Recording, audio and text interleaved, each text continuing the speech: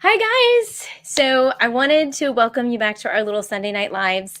And we're going to be doing this I'm going to be doing this for the next couple, actually, like through the month of February and March. And I'm just going to be doing this more often. So I'm going to fill in all those details for you later. But tonight, I wanted to invite you guys, get your cup of coffee. Well, it's too late for coffee, but like a cup of tea and sit back. And we're going to talk about reading. And I have asked Sarah Miller to come on and share with us. She has a whole website. She's going to tell you a little bit about it, Homeschooling for Him. So I'm going to turn it over to Sarah. Thank you so much for having me. It's an honor to be here, and I'm so excited to get to spend some time with you and with everybody who's watching tonight. This is going to be great. Um, yeah, so I'm Sarah Miller. I am the curriculum creator and author behind homeschoolingforhim.com. I also have a YouTube channel. It's at Homeschooling for Him. And I have a reading curriculum as well, Reading Better Together, where parents can learn how to teach their kids how to read in a way that not only is based on the science and helps kids learn faster, but also helps them love books as they're reading. Right. And I asked Sarah on this channel. One reason is because of the name of her channel, which fascinates me and I love it to death. And also, she's working with preschoolers and kindergartners. And I actually just recorded a video that's going to come up later this week where I talk about the importance of just reading and the unschool movement. I talk a little bit about that. But in this, we're gonna discuss the whole idea of reading and why it's important from a biblical perspective. And so Mhm. her website and her YouTube channel. By the way, everybody, I'm saying hi. I see people jumping on. We're in double digits. So hi guys. Everybody saying Awesome. hi. Give us a thumb. Oh yeah, give us a thumbs up because that's gonna shoot the video out to all the people that are my subs so they see that we're on tonight. So give me a thumbs up. But her website and her YouTube channel is Homeschooling for Him with a capital H. So could you share with us why you chose that name? And I know that we talked a little bit about how your website has kind of evolved over the years. So if you could just share Mhm. a little bit about that. Yeah, definitely. I would love to. So, we are accidental to us homeschoolers in our family. I did not set out with the intention that I was going to homeschool my kids. I was a public school teacher actually for over a decade before I had my kids. And we bought the house that is just down the street from the school. We can see it if we look out the windows that way at our house. And so we had the plan that we were going to have our kids and then they were going to walk down the street to the local public school. And then my son was born in August. And if anybody else has a child who's born in August, then you know that August is the cutoff date for the public schools. And so my son missed the cutoff and would qualify for kindergarten by like less than 2 weeks. And he was young for he was young for that age, and he was very active. He actually still is a very active child. And I knew from those years of public school teaching that putting a young, active boy in that environment wasn't going to be the best for him. And so I called the district and I said, what can we do? What are our options? And they said, well, unless he fails that academic test for kindergarten, which I knew he wouldn't, he's very smart, then he was going to need to go for the full day kindergarten. And I just didn't want that for him. And so I started praying about it and trying to figure out what the other options were. And by God's grace, he led us to homeschooling. And it has been absolutely the best thing for our family. But it's never been something that like was my choice. It's always been sort of something that has been directed by him. And so we are, one year at a time, one day at a time, sometimes homeschooling for him. So that's how Yeah. the channel started. And then after COVID, we we had a really positive experience that year of 2020 at the end of the school year. We watched so many of our friends be in school and out of school and in school and out of school and in school and out of school. And they were frustrated with the options that were available to them in the local schools that we have here. And so many of them just wanted a different option for their kids and an opportunity to really be able to talk openly about their faith during school with their kids. And we had the answer. And so I just knew that I had to reach out and be able to help all those families that were starting homeschooling at that time. Yeah. That was really hard too, because a lot of them, I mean, they just jumped into what the public school was feeding them, and then when Mm-hmm. they decided they wanted to continue homeschooling, all of a sudden the public school wasn't there for them. They had to figure it out on their own, and it was completely unexpected. And so they were Mm-hmm. just like, I mean, I just remember that panic of them searching and digging and looking. And so it's so good just coming alongside them and providing resources for all of Right. them. Yeah. Yeah, and for a lot of families, homeschooling can look so different than that school at home situation that they might have had during COVID. You know, a lot of my friends that were doing the school at home, the school would provide all of the resources and require the time spent at the computer, and all of the things would be planned for them. And they've found new freedom in being able to choose their own resources and to be able to find things that really align with the way that their kids learn and also that align with their family's beliefs. Hmm. Yeah. And that's still hard today because there's so much out Mhm. there. There's so, I mean, it's hard to sift through and find really good stuff. So, and I That's the sifted through truth. yours. I was looking through your stuff, and you have some Ah, really good stuff. thank you. Oh, I but you appreciate have that. a resource, right? Oh, I do. Yeah. Yeah. Yeah. If there are parents that are teaching a child to read right now, I have lots of hands-on activities to help make that more fun. So But I can put a do you have link. yes. Sorry. Yeah. Do I put it? I can put, or you can put it in the chat. It's homeschoolingforhim.com/winter. You can go there and grab resources. And then when you do, that also puts you on my email list. So you'll get helpful tips and advice and strategies and things for teaching your child how to read. Okay. So it's homeschooling like the number 4 Yep. Mhm. winter. I didn't put WW. I should have done that, right? Because You don't need it. No. not anymore. Everything keeps changing. I know. Hopefully I did it right. Does that look right? Did it pop up? You need a Delayed. .com. Homeschoolingforhim.com/winter. Okay. Yep. I'll just put like Close enough. ignore. They'll get it. They'll get it. Ah, okay. It's all good. We'll get it. We'll get it. We'll get it. I Okay. don't think And I then can I'll put type. no. I don't think I can type in here. Are you on your Nope. phone? Oh, I could type on my phone. There you go. Oh, yeah, yeah, yeah. So homeschooling, ing. See, this is why learning how to spell is important. .com/winter. I think I got that. Well, it's hard to multitask too. I mean, our brain. Yeah, there you go. Perfect. You Yeah, got it. there we go. Yeah. Yay! Yeah. It's hard to Okay. talk and type at the same time. Yeah, and then you hear my keyboard. You're like, it's real life. So if you guys have any Yep. questions, oh, go ahead. No, I I was was gonna just agreeing. Yep. we're all gonna like talk over each other. It's cool. So if anybody has any questions, feel free to put in the comments because I want to go a little deeper. Okay. Um, your big thing is reading. So as a believer, as a Christian, why would teaching reading be essential to us? Why do you think? Yeah.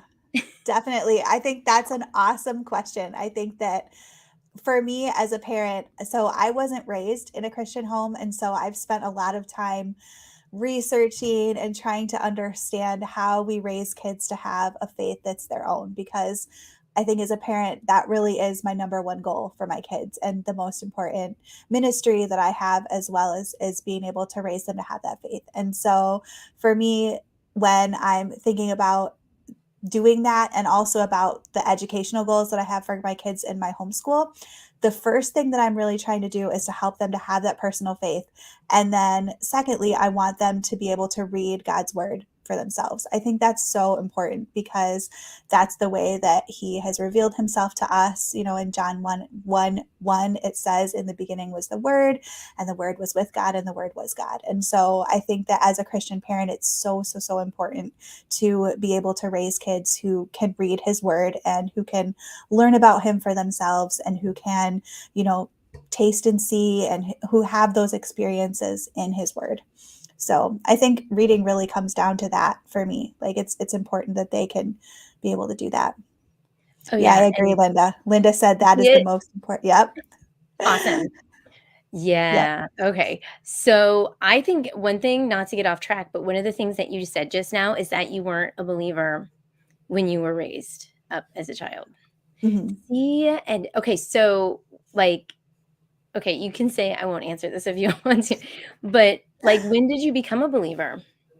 Yeah, so I was actually in college, or I was in the process of getting ready to go to college, Okay. and that application and admission process for colleges was just so intense for me, and I got to the point where I just couldn't believe that my entire life's future was going to be up to the random chance of what application got accepted and which one got Ooh. denied.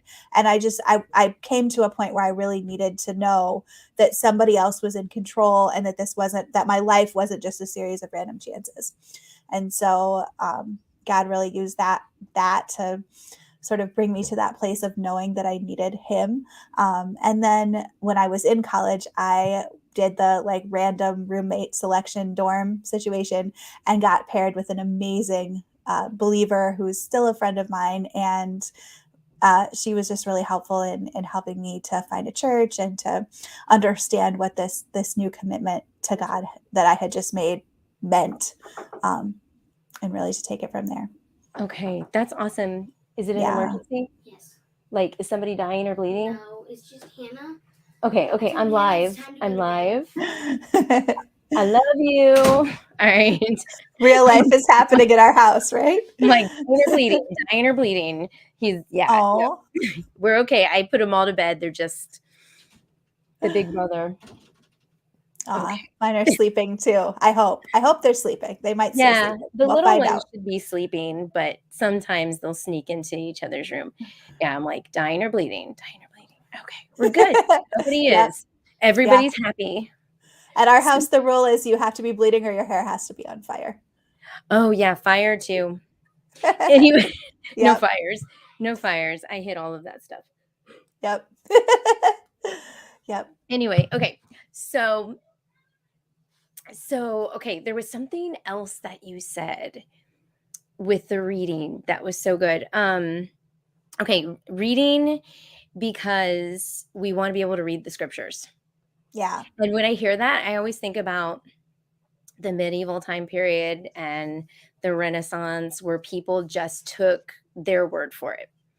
Mhm. And one of the things I've noticed today too is that people don't like reading, like the older Yeah. kids.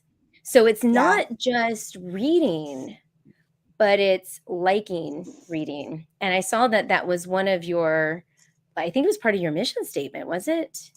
Yeah. Yeah. I want To to enjoy. help parents teach their kids how to read and inspire them to love reading for a lifetime, both. Yeah. I think we need So, both. how do you do that with preschoolers?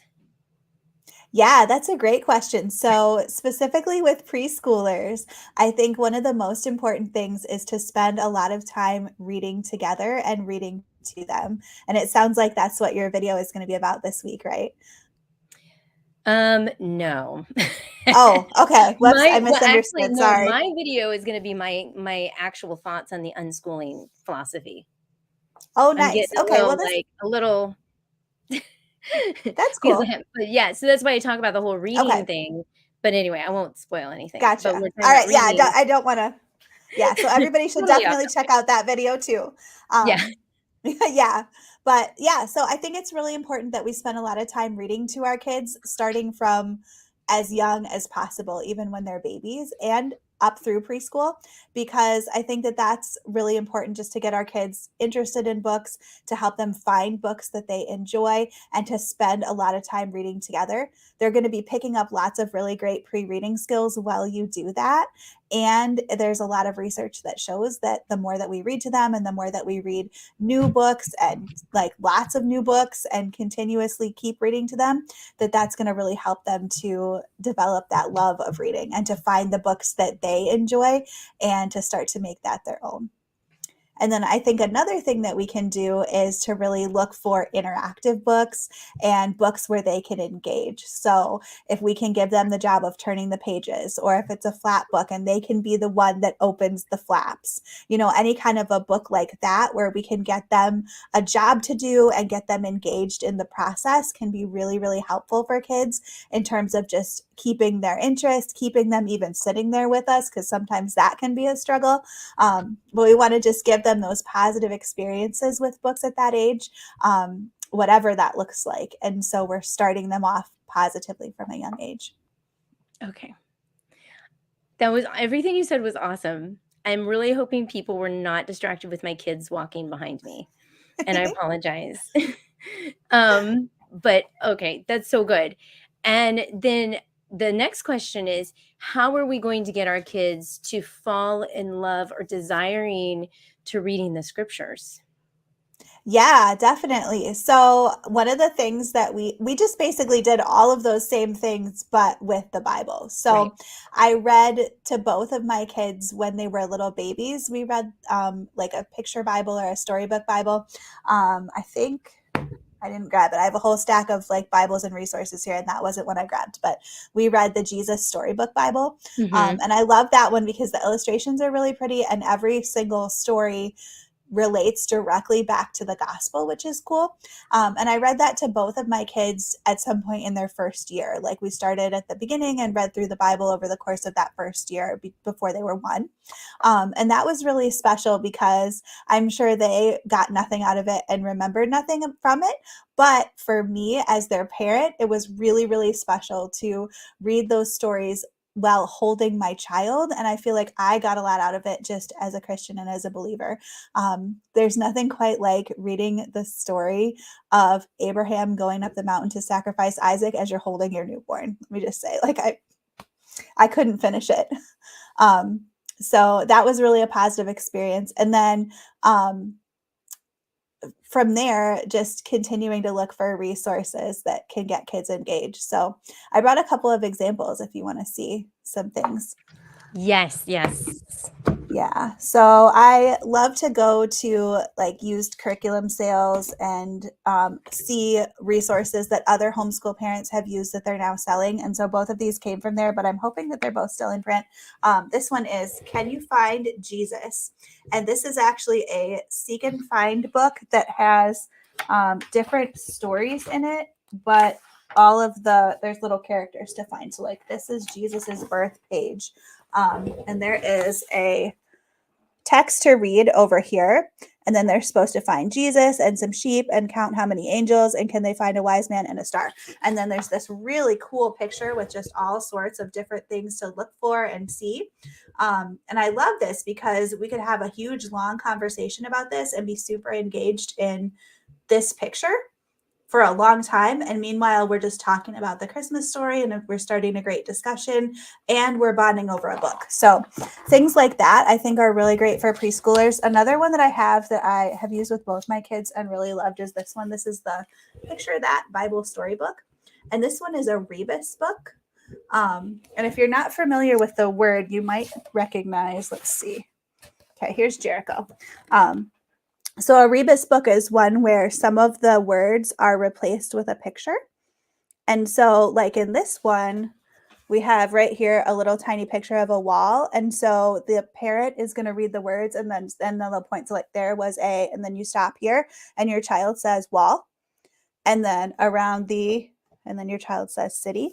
And these are really awesome to teach pre-reading skills, to help kids learn about text and like that it's read from left to right and stuff, but then also to kind of practice reading, I guess, or to start feeling like they can read. So they're fun for like encouraging kids. And I love this one because we can read all the Bible stories. So I think ones like that really make the Bible stories accessible to kids and make them fun and give them a role to play are really helpful. Okay, that's awesome. I was also thinking of something else as you were talking. Also, Yeah. seeing parents read. Yes. Yes. Mm-hmm. Yeah. Sorry, my kids are still crawling on the floor, and I know that you can see them. I can't actually. No, you can't. On the I other can't. camera. I don't know. You guys let me know if let us know in the Can you comments see if you my can see them, I kids guess. But crawling on the floor and trying to hand me notes during this?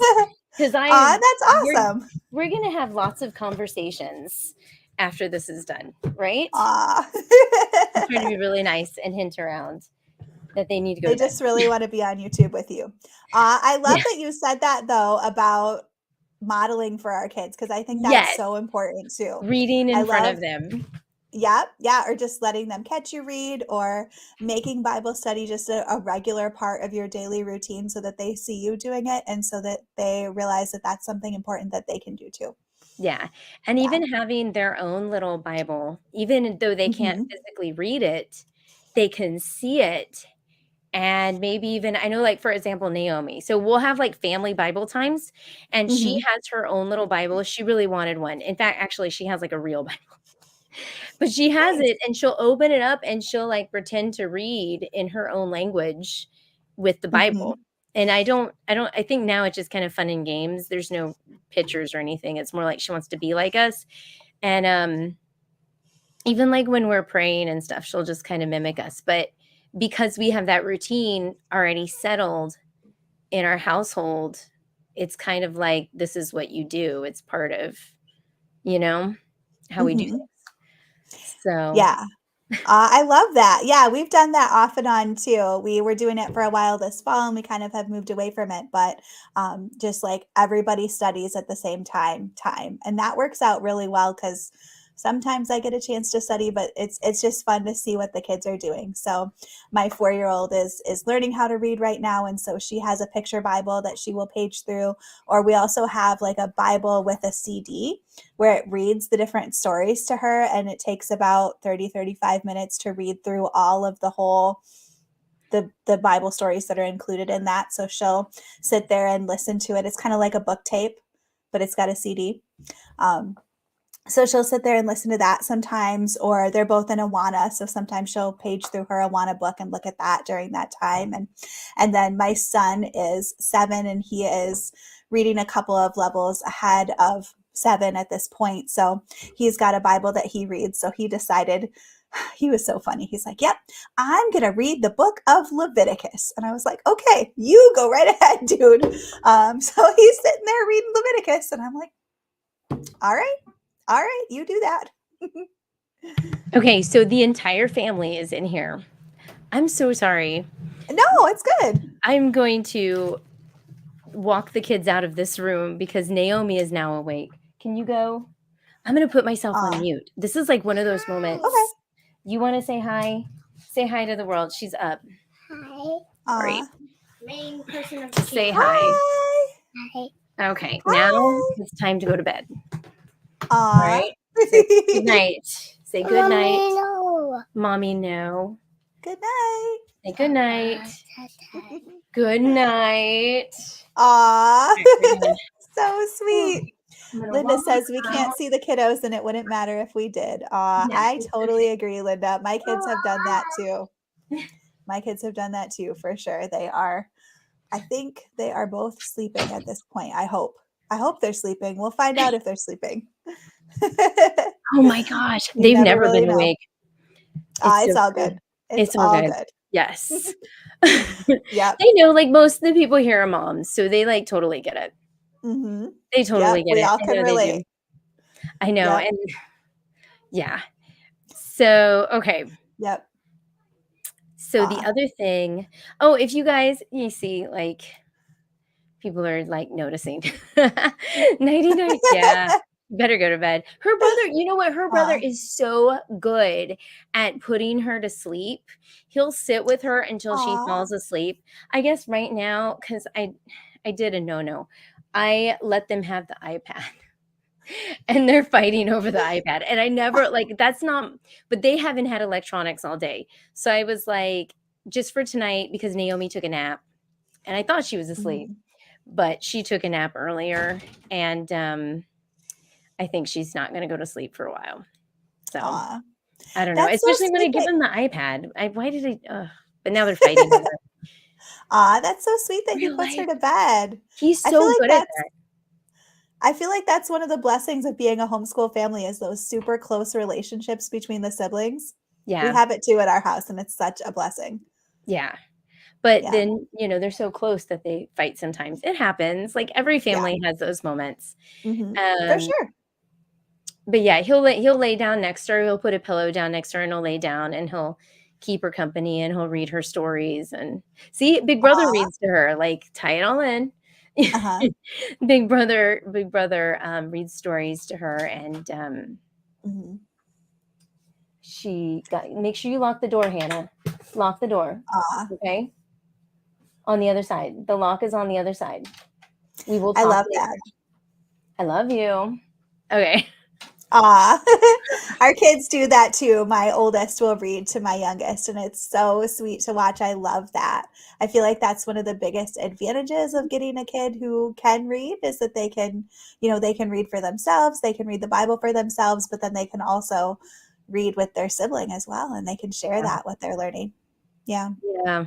so sweet. Yeah. It's so good. And that's the other thing too is like because Naomi goes in for a lot of testings and having like the siblings involved with the reading Mhm. and everything.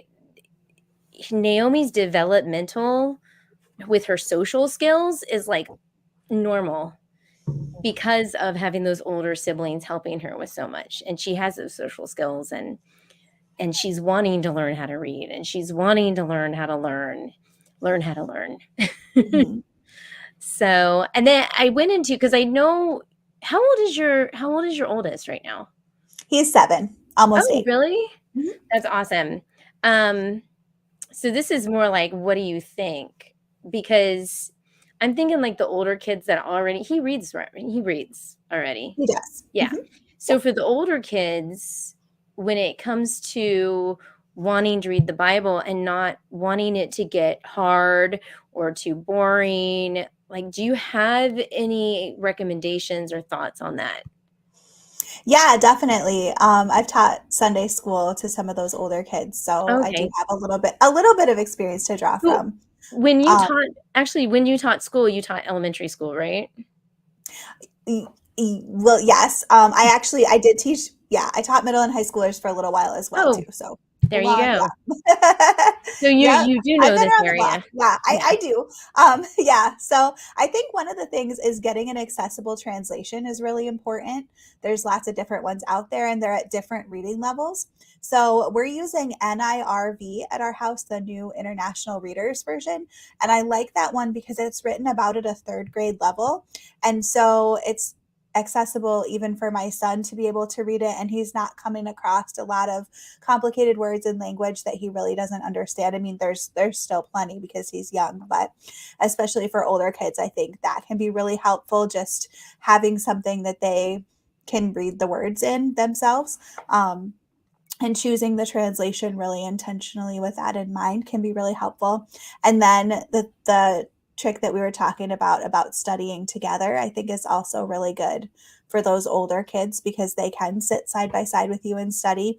And then even if you're talking about the same thing or you're studying the same passage, then you can start to have those conversations with them about it too. Yeah. No, those are really good ideas too. And the fact that they get older too. I don't know. I always come back to they know how learning how to read and getting that fundamental foundational stuff down is Mhm. super important because when you're able to read, it's almost like you have freedom now. The whole Yes. world is opened up to you. Yeah. And Right. not it's not even because I mean we have so many resources now and Mhm. people get bored with just reading. But you know what I mean? Like, how do we keep it interesting? How do we Mhm. keep it fun? How do we help them understand that it's important to be like constantly reading even when they get older? The first Right. thing, I think modeling, like, I don't know. Hmm. Yeah. Yeah. No, I agree. I think that if we are reading and if they're seeing us reading and they're seeing us engaging in that, that's really helpful. Another thing that I think can really help too is giving kids as much choice as possible about what they're reading and trying to really incorporate their interests as much as we can. So being aware of how our kids learn and what motivates them and then what kinds of topics they're interested in can be really helpful. So, like, my oldest is really super motivated by challenges. So, anytime I frame something as a challenge, he's almost always excited and willing to do it because he wants to see if he's up to the challenge and he wants to challenge himself with it. So, we've done a lot of Bible verse memory with that. We're doing Awana with him, and we've done a lot of just different challenges that we've made. Can you challenge yourself to memorize 3 verses this week or whatever, just however we can frame it. And that's something that's really helped get him engaged. And then my youngest is a really big animal lover. So we've kind of focused on the different Bible animals with her and just tried to, make it interesting for her that way. Okay, that's really cool. The challenge with the Bible memory verses. See, when you said Mhm. challenge, the first thing that came to mind was how my dad, when I was young, would challenge me with things, and it would provoke me to wanna learn those things.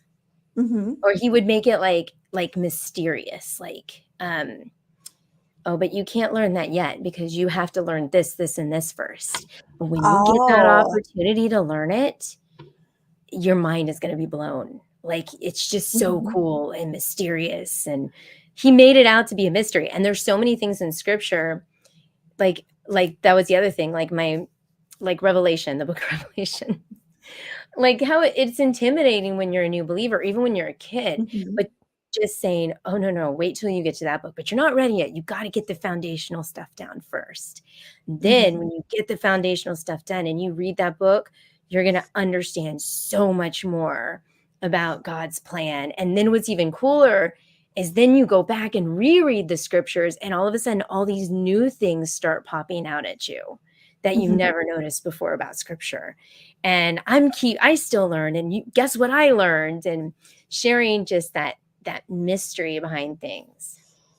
Yeah, yeah, and I love that God's word is designed that way, right? It doesn't matter how many times you read through it, there's still another deeper level to keep uncovering. I've Yeah. studied Revelation a bunch of times and end times things, and yet we're going through the Olivet Discourse in the sermon series at church, and so we've been studying that, and it's just been interesting to see how there's even another deeper layer to all of those events as we continue to unpack it and see how it relates from all the different places that it's mentioned. Yeah, it's so cool, and I mean, that's the hardest one. Proverbs, like, that's another one that I think Mhm. is just so, like, you can't get enough of that book. Um, I don't know, that's the other thing too, like, when they're kids, the Bible stories are great, but then, like, introducing, like, applications into there, like, who Mhm. is God? Who am I according to God, and where did I come from? And, like, all those other just, like, Mhm. layering it so it's not just the same Bible stories over and over and over again, but finding Mhm. ways to make it more interesting. I love that. I'm so glad you said that. Yeah, I feel like there's almost like stages, at least at Yeah. our house, because before each of the kids accepted Christ, it was like we were focused on like what is sin, who is Jesus, and what did he do for me? And those were like the 3 questions. And so every single time we opened the Bible, my goal was to talk about what is sin, who is Jesus, and what did he do for me? And really wanted them to understand that. And so I tried to share the gospel every single time we studied so that they would hear it over and over and over and try to understand it in those kid friendly terms. And then now that they've accepted him, then we're starting to move into some of those deeper questions about like, how do I follow him and what do I do? So, That's so cool that you focused. Okay, so what was it? It was what is sin? mhm. Who is Jesus? And what did he And do what did for he me? do for me? Yep. Yeah. That's such good information. 'Cause that's the other thing, we keep so focused, "Okay, who is David? What did David do? David, David, David." Hmm. And like you said, the story by that's what it's called, right? Is it called the Yeah. That story? The Jesus Storybook Yes. Bible. I have it. I can grab it. Just a second. I have it right Okay. here. Give me a second. Okay, no problem. I have it too, but all my binding is falling off. I think it's been chewed a few times. We don't have a dog either. Babies. When they were babies. I've had the book for a while though. I could almost reach it from where I was sitting, but not quick. Like Oh, okay. this is like the fancy cover version. There's another version, but Oh, this is the yeah. Jesus Storybook Bible, and it's by Sally Lloyd Jones. And I love it because at the end of every single story, so let's see, this is falling apart because we've read it so much. This is Joshua. And at the end of the story, so Jericho falls, and then at the end of the story, it says, just as God warned them, things would go badly for God's people. They would scatter to many different lands, but God's plan was still working. One day he would give his people another leader and another home, but this home no one could ever take from them. So every single story ends with just a little like allusion to the gospel. And then the stories after Jesus's life point back to him too. So I love that. I highly recommend that one with little kids, especially. Yeah, I love that one. Oh my gosh. And it's like it's almost like they grow into the Bible. You know, I remember like, okay, Right. like I wasn't a believer until after college. That's when I was quote unquote saved, but I still went through like traditionally, we went through the baptism and all of that. Just I went through, I think that's the only time I went to class or to church when we did the what is it, that couple of weeks before the baptism. I don't know if it's, yeah, that's like the only time I went to church, and then maybe like Christmas and Easter when I was a kid. You mean before you were saved? The only Before I time you was went was saved, Christmas yeah. and I Easter. mean, Okay, all right. I went back and like I kind of Uh-huh. like wavered and just I don't know. It's hard to explain. Like I did like this thing. Anyway, I was like, yeah, I love God. And then I'd go back to public school and I'm back in the world. And then yeah. So, but I remember that when I was 12 years old and I went through those classes and I did the baptism, I was presented with like a Bible, and they made it to be such a big deal. Like, you are now ready to have this. This is yours, which is cool. But when I'm like, now I'm thinking in my head, I'm like, shouldn't I have already been reading this before 12?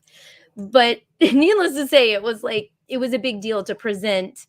There's a point to this. It was a big deal to present the Bible and say like, okay, you are now ready to read. But you know what? Now that I'm thinking about that, we should be probably reading snippets here and there with our kids, even at birth. Because why should we be withholding the word of God? Because eventually they'll get there. You can't read the whole thing is really hard to understand when you're 2 or 3. See, I'm taking back what I said now. See, now I'm thinking that's dangerous. My head's gonna explode. No, I think you're right. I think that we do have to start young. And I mean, we can start with the Bible stories. Those are great too, but you know, it says that his word doesn't return void. So I think it is important to get them in the word. Yeah. Yeah. Yeah. Mhm. I mean, there's Yeah. ways to do it. There's ways. So there's no like, and Mhm. that's what there's no wrong way of doing it. Cause like you said, it doesn't come back void. Right. Yeah, I think it's just a matter of finding a time that really works for your family and a time when your kids can really focus on it. So we Mhm. like to do it at meals at our house, and it involves one of the adults or sometimes more than one of the adults not eating necessarily at the same time with everybody else. But a lot of times, like if my kids are eating breakfast, I will choose to wait and eat later, and then I'll read to them while they're eating. And that is great, especially when they're younger, because they are sitting and they've got something to do, and a lot of times they have something in their mouth. So like logistically there are a lot of things working in our favor that will help them just to be able to sit and focus for a longer period of time. And we do it at breakfast, so it's like the first thing they get in the morning, which I think is important for a lot of reasons. Even my 4-year-old will hand me the Bible and go, here you go, we do this first because it's most important. And I'm like, yep, that's right. But it's also the time when they're rested and they're refreshed and they're fed, and they're able to really give their best focused energy to being able to hear the word and learn from it. Yeah. And it's the morning too. I thought that for a while, but there's something about the morning where it's like the beginning of your day and you're thinking about God and his word like right off the back. And I Mhm. fought it for a while because I'm like, I'm a night owl. I want to get in the morning and get going. And then I was like, no, I got to get going with the word of God. My Mhm. kids are back. Aw. It's okay. It's okay. They're good. We're good. It's all good. Yep. Yeah, I've always been an early bird, but That's right.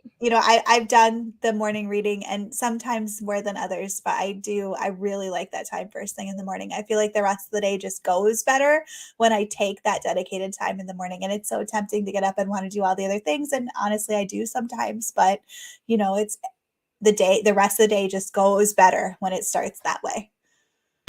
Yeah. And I've learned that. I mean, I have to say, I've been doing that for now 2 or 3 years. It took me this long to cave into that.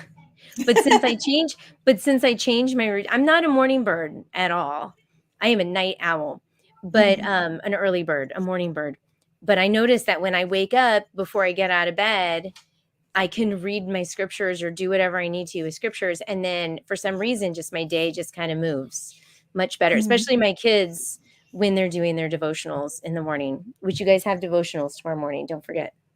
Don't forget. See, and Mhm. here we go. Kristen says, we do Bible at breakfast too, which I think is awesome. I think Mhm. it's awesome. So I'm going to ask if anybody out there has any questions for us, because I don't know if there's anything else that anybody else wanted to say. Or if, I don't know if I think we covered all the questions did you want to say anything else or? I think we did cover all the questions. I'm trying to think what else I wanted to say about the answers. Yeah. I mean that was pretty much what was on my notes. Do people have questions about Anything reading the about Bible with what their we talked kids about? or Yeah. about teaching their kids how to read or anything? I I know don't know. sometimes it's a little bit delayed here and Yeah, there. give everybody a minute to type for sure. Yeah. Yeah. So That'd be much good. fun. Yeah. So I Aw. am so thankful you came on here with me because this is such an important topic.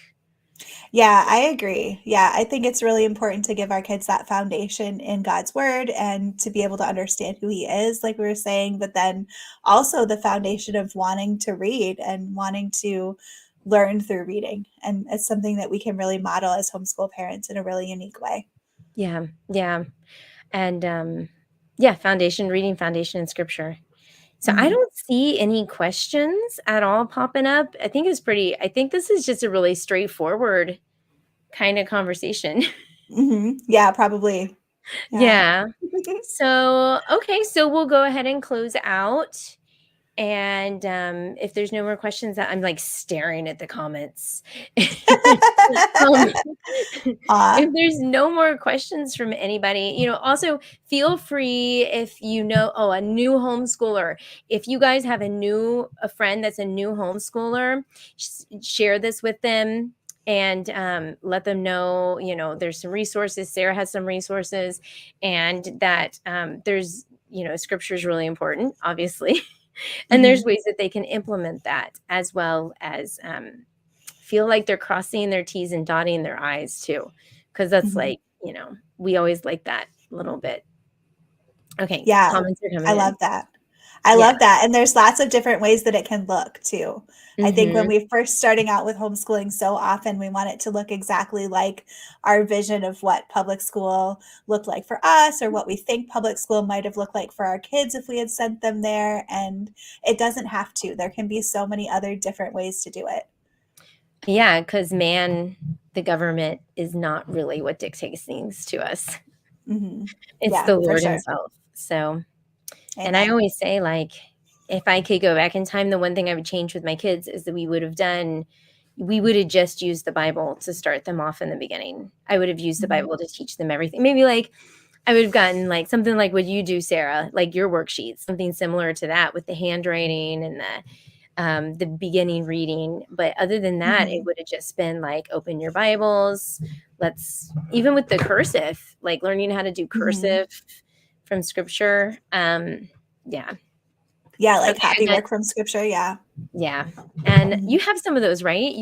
Do you have Did I see that on your website? Copy I work have is a little bit of it. Yeah, I'm kind of yeah. moving away from anything that's not about reading, but I do have a little bit of that. Yeah. Mhm. Okay, so we got 2 comments in. So this one says, "Our little one is on the move, so I find she concentrates better when she has fidgets." Yep. "I Mhm. find if I push, she resists, and if I step back, she seems to seek out learning." Yeah.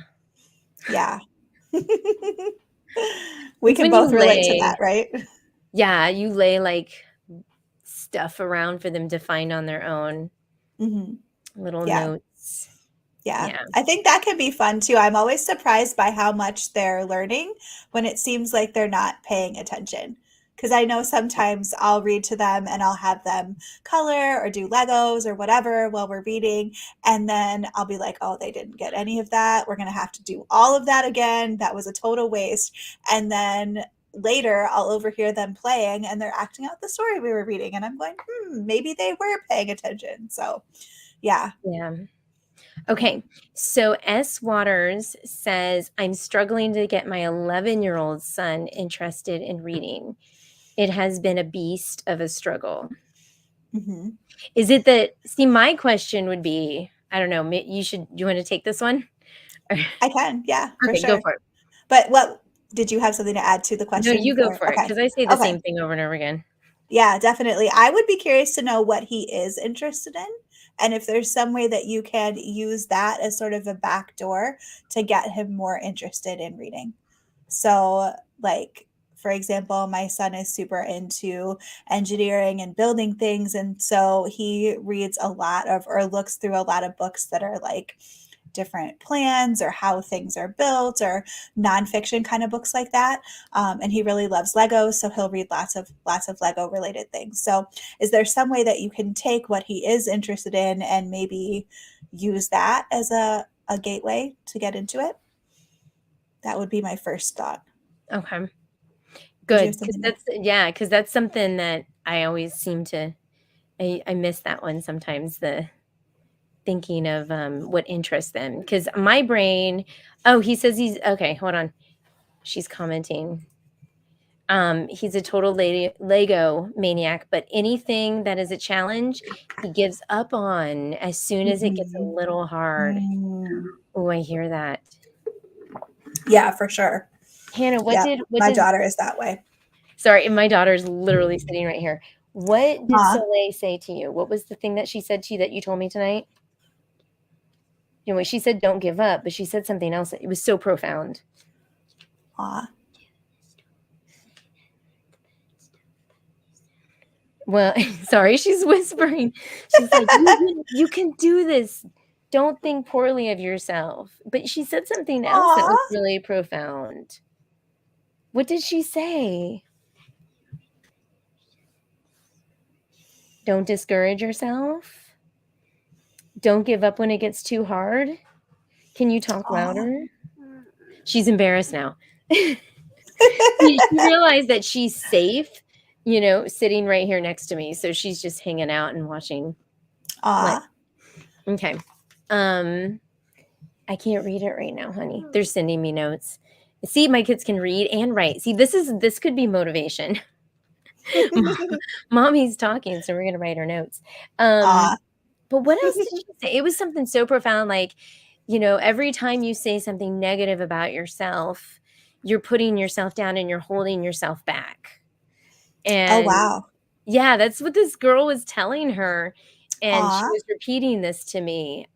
So when you come across a challenge, you can choose to take it or not. But okay, Mhm. so that was just a side note. But the other thing I was thinking too is that sometimes kids have learning disabilities. And not to like label a kid, I'm not a fan of labeling a kid, but silently to yourself as a parent, do some online research really quick on, dyslexia, Mhm. dysgraphia, like all the different learning disabilities, and see if any of them raise a red flag. But then not to panic and say, "Oh my gosh, I gotta get this, da da da da." But then to Mhm. look at the tips that these people give you, like, okay, try the squares when you read across the page, like the little techniques that they use. Mhm. And then maybe implement some of those tips into your homeschooling. Okay, Mhm. this is interesting. So he does have ADHD and Tourette's. Okay, Mhm. that makes a lot of Yeah. sense. Uh, I ADHD. love that. Yeah. What were God. you gonna say? Sorry.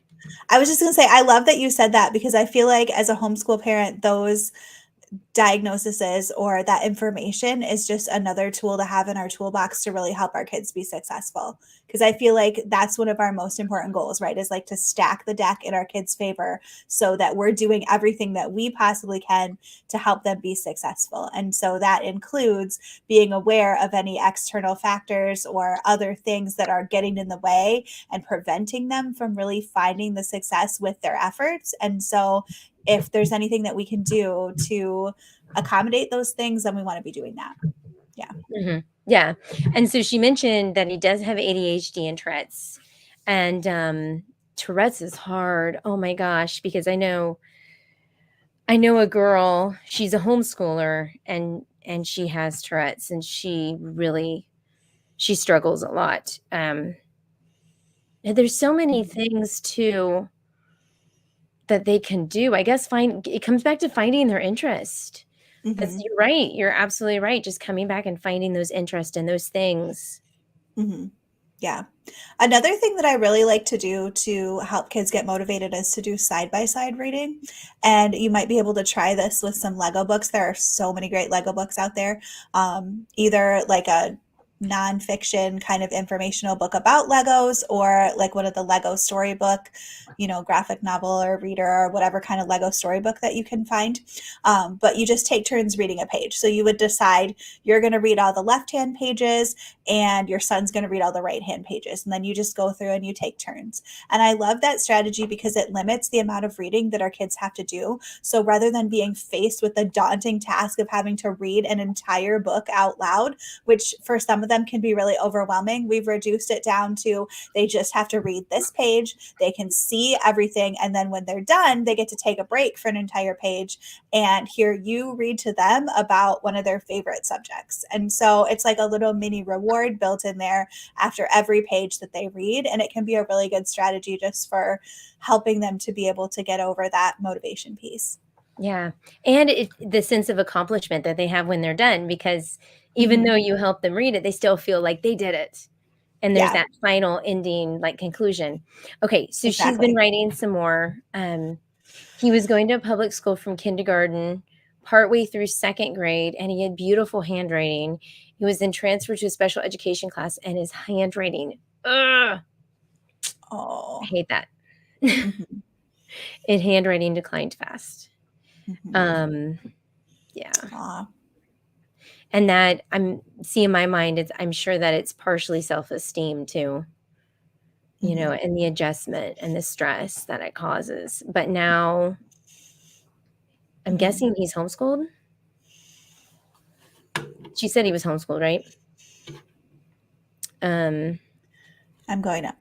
yeah. Oh, Oh, I he's don't know. 11, so obviously Yeah. he's been homeschooled because finished in second grade. Oh, So yeah. Mhm. that's hard. Yeah. Yeah. Um, yeah, I'm feeling for her. Yeah. I know. It's just one of those things that you have to just you have to keep pushing through and pushing through. And Hmm. there's bad days and there's discouragement, but it's like every little step forward helps. And just to write down those successes, those little successes, and bring it to Hmm. that's another thing. Like those kids, sometimes they like that encouragement, that verbal encouragement, like, oh my gosh, today your handwriting is amazing. And so focusing on those good things, good accomplishments that they do, instead of, even if you do it mentally, like your face says it all.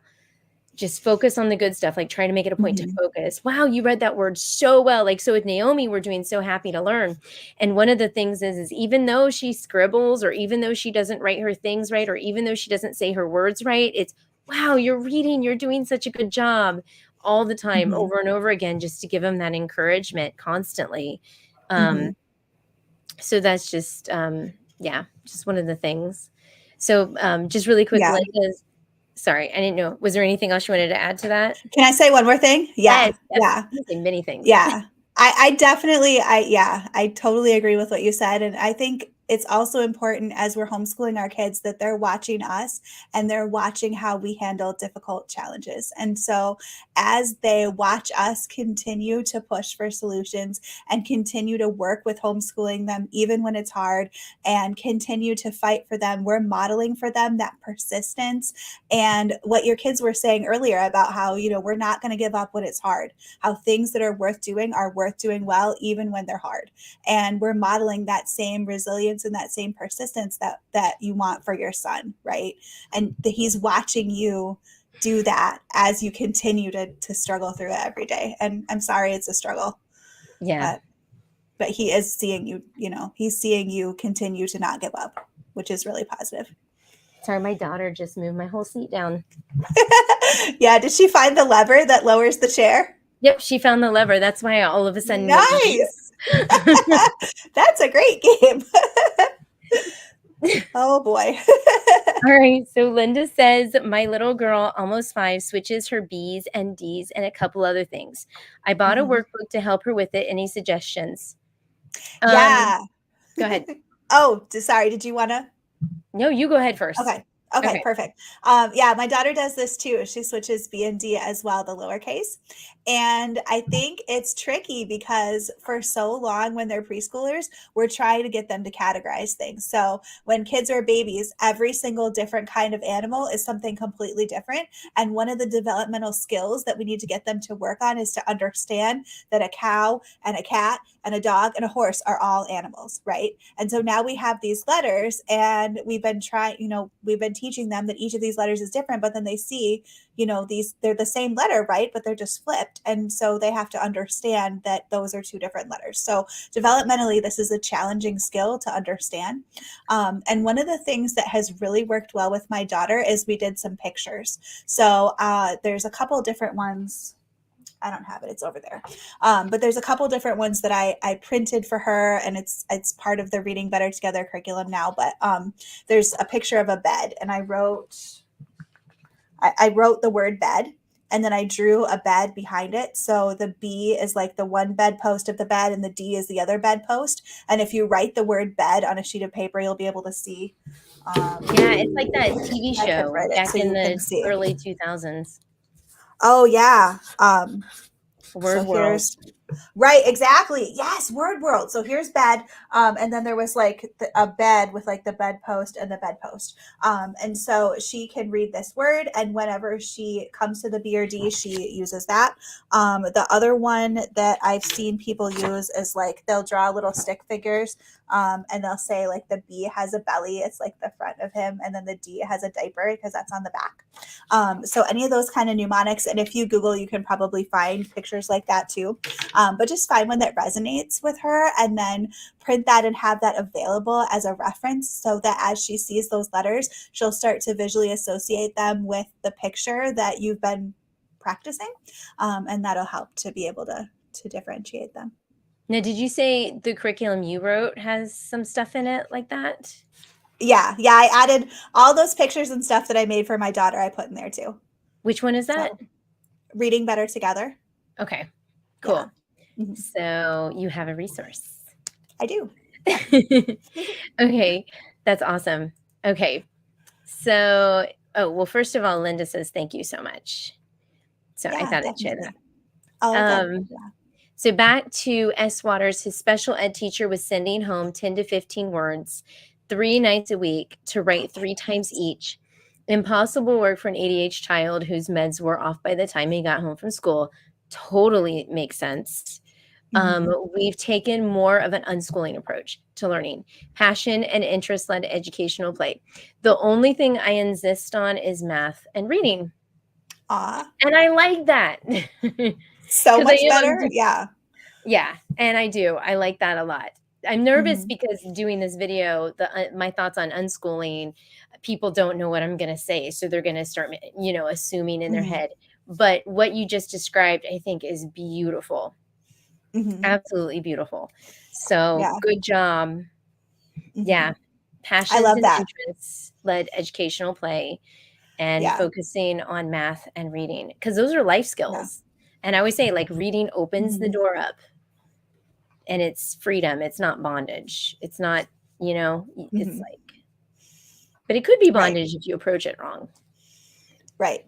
Yeah. But Yeah. But not if it's through that lens of what are you interested in? Let's go explore it. yeah. Yeah. Oh, here's my friend. So she says, I homeschooled both my boys. I made it a priority to be part of the reading time, and we tackle one chapter a day. Awesome. Ooh. I like that strategy. I love that you are being involved in it too, and you guys are getting to have that relationship and build that bond over those books. Yeah. Yes. Yeah. Yeah. That's All awesome. right. So thank you so much for your encouragement. Awesome. So I think that was the last one. That's awesome. Okay. Sorry, Yeah. I'm just like checking. So awesome. Yeah. So thank you guys so much for joining us. We had a nice little crowd. And I am going to come back next. Thank you, Sarah, so much. Like, thank you for coming. This was so kind of Aw. last minute, too. It was super fun though. Thank you so much for having me.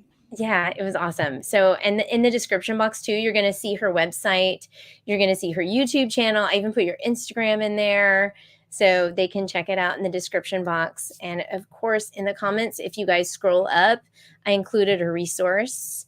It's the one that has .com because I wrote two, and then I the first one I didn't put .com. It's the one with .com. And so yeah, so next week I'm just going to be on here talking about getting ready because I have so many questions coming in about portfolio evaluations and just any kind of like this for counseling. Sorry. And so we're going to talk about that. So I don't know. Any last words, Sarah, before I say goodbye to everyone? That sounds awesome. Thank you so much. This has been really fun. Awesome. All right. Thank you guys so much for watching. And I'll have a video out Thursday and I'll see you next Sunday. Bye, guys. Bye.